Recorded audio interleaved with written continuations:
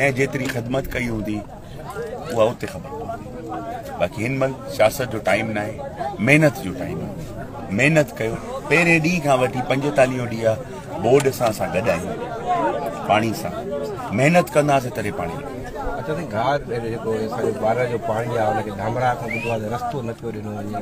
न, ईअं न आहे। धामरा जी कल्ह पोजीशन असां ॾिठीसीं, कल्ह डिस्कशन प्राइम मिनिस्टर हुयो, CM हुयो।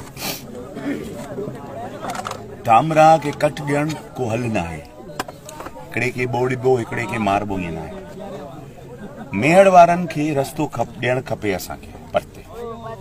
भला मेहड़ वारनि जो, मेहड़ वारा कल्ह ॾाढा जज़्बाती आहे, उन्हनि सां न ॻाल्हाइणु खपे। असांजा भाइर आहिनि, जेॾो हुननि जा बचा असांजा बचा।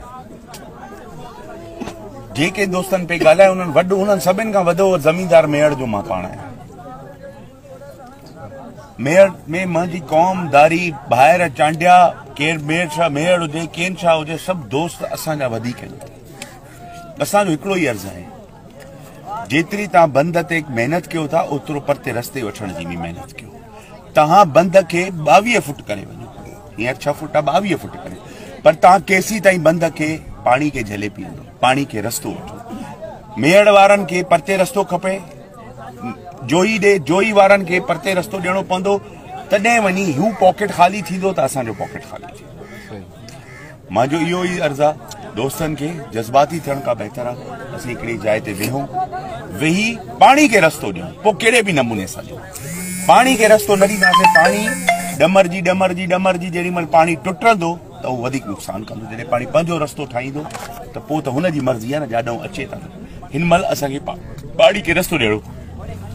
अच्छा साईं, वार जी जेका बिजली आहे उहा बि तव्हां ॿुधायो पिया गुज़िरियल सेप्को वारनि जी या शेख सां बि तव्हांजी ॻाल्हि ॿोल थी हुई, त उहो किथे सूरत हाल पहुती आहे? पाणी अची वियो आहे अंदरि ग्रिड में।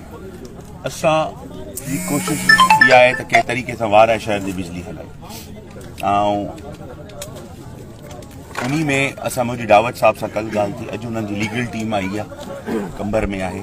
कोशिशि कयूं था त इंशाअल्लाह ताला अॼु इहा ख़ुशख़बरी तव्हांखे मिलंदी। अॼु कोशिशि कंदासीं, अॼु न त सुभाणे ताईं कंबर मां बिजली हलंदी।